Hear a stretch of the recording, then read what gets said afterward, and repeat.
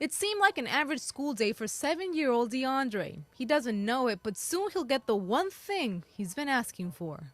I had the opportunity to say, I have a surprise for you, come with me. And he had no idea. If he's like in a bad mood, it's always, I just miss my dad. His father, Darren Austin, is a builder chief for the Navy. For the first time in more than a year, he'll get to see his son. He wants to roller skate, not roller blade, he told me, and go fishing. So that's our agenda. He misses his dad. He talks about him every day. I'm ready. Yes, sir.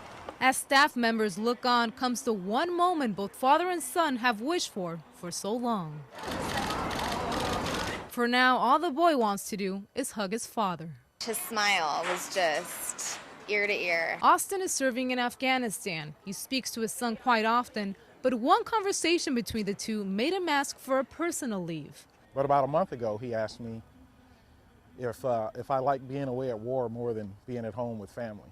I missed him very much since he left. For his upcoming birthday, his father gave him 2 medals. DeAndre also asked for a compass so he could keep track of his dad. You told me you would come find me if I got lost, remember? And even if it's only for a few weeks, there's no question their quality time will be well spent. Thanks, Dad. You're welcome, son. Reporting from Escondido, Katia Lopez Odoyan, NBC 739. At fire station number 5, there's always someone ringing the doorbell. And they'll want directions, or they'll need to use the telephone because they've run out of gas down the street. But this time was different. When firefighters opened the door, there was a woman ready to surrender her baby. Found a woman in her 20s wearing a sweatshirt and sweatpants smeared with blood and carrying a newborn baby.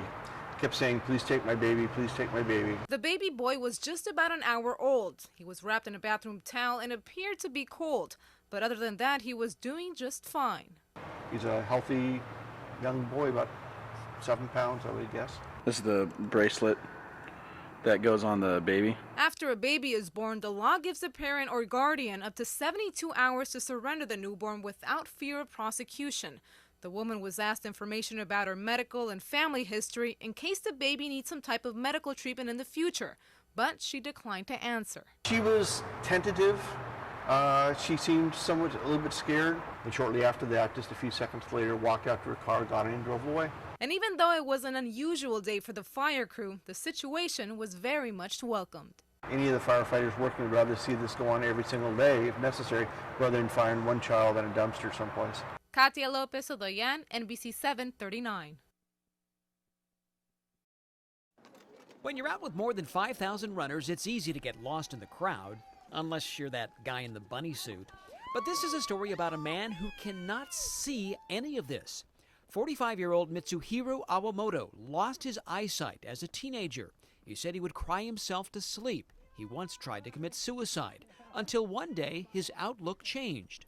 I got message, you have to live positively to encourage sighted people. So I turned into 180 degrees turn around.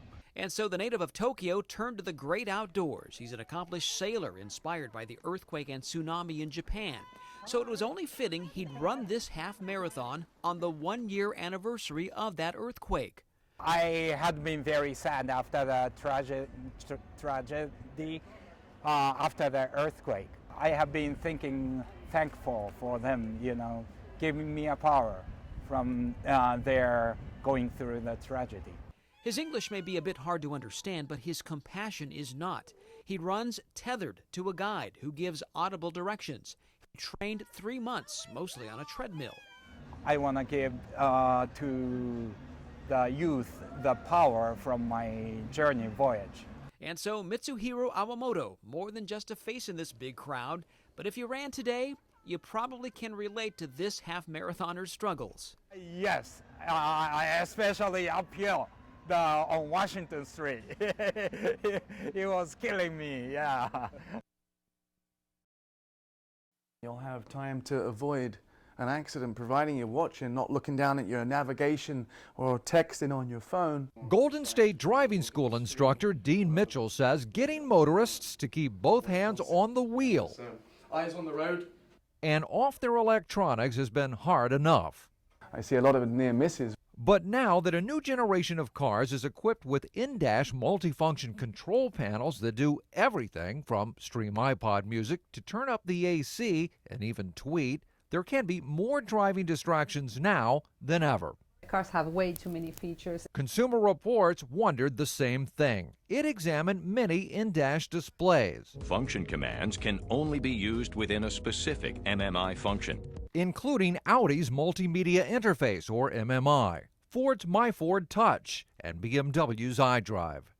Our concern is that driving a car demands full attention. It's a complicated world out there. There can be safety concerns coming at you from all directions. And now, some of those concerns are actually right there in the cabin with you. One of those concerns, expressed by Consumer Reports, is that common functions like changing a radio station can take multiple steps and time. Access any of the 5 main menu items by moving the controller forwards for communications, backwards for entertainment, left for climate, right for navigation. In our tests, we found sometimes it can take up to 11 seconds to simply dial in a station. Unlike a 20-year-old car, which took just one button push. In their defense, a lot of these car makers please say a command. have technology which can be controlled by the voice. As well, they advise motorists to pull over and stop before operating one of these multifunction screens. But will motorists always use the technology responsibly? Absolutely not. I think we're human. Manufacturers are saying that they're addressing the types of functions that people are going to be engaging with on their smartphones, but in a way that's actually safer. And there is perhaps something to that, but it's almost so easy, it's inviting you to do it. Distracted driving. It accounts for 25% of car crashes.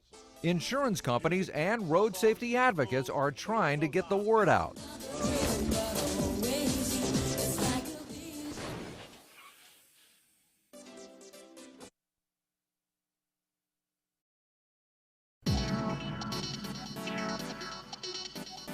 The hustle and bustle of a night out might include using a valet to park your car, or maybe you valet park at a hotel. Jeff Story used a valet on a lunch date with his wife. She was just devastated. I mean, oh my God, she thought it was gone. An imposter posing as a valet used his claim ticket to steal her brand new BMW. At the time, I'm thinking, shoot, it's gone. You know, you feel victimized. Sure you do. You know, it just takes your day out.